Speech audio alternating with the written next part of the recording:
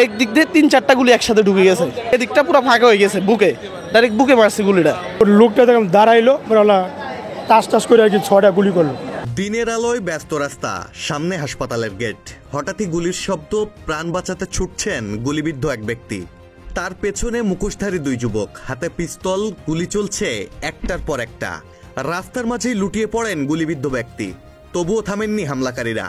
কাছে গিয়ে বুকে পরপর আরও কয়েক রাউন্ড গুলি ছুড়ে ফিল্ম স্টাইলে পালিয়ে যায় তারা। পুরান ঢাকার ন্যাশনাল মেডিকেল কলেজের গেটের সামনে এমনই এক ভয়াবহ দৃশ্য, যেখানে শেষ হয় শীর্ষ সন্ত্রাসী তারিক সাইফ মামুনের জীবন।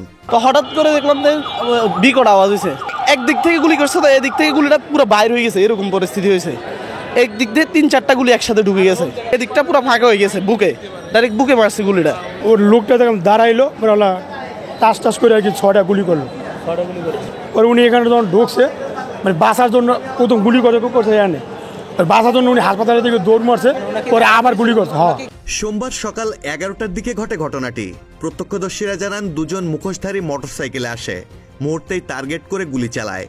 রক্তাক্ত অবস্থায় পথচারীরা তাকে হাসপাতালে নিয়ে গেলেও বাঁচানো যায়নি।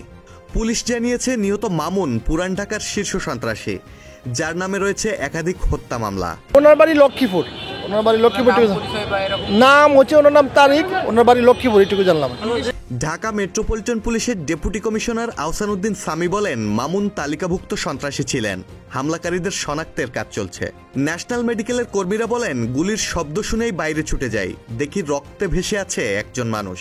এ ঘটনার পর থেকেই রাজধানীতে ছড়িয়েছে আতঙ্ক। রাজধানীর সবগুলো প্রবেশপথ সহ গুরুত্বপূর্ণ স্থানগুলোতে নিরাপত্তা জোরদার, চেকপোস্ট ও তল্লাশি শুরু করেছে আইনশৃঙ্খলা বাহিনী। অতর্কিত হামলা, কে বা কারা, 2টা লোক এসে এলোপাতারি গুলি করে চলে গেছে।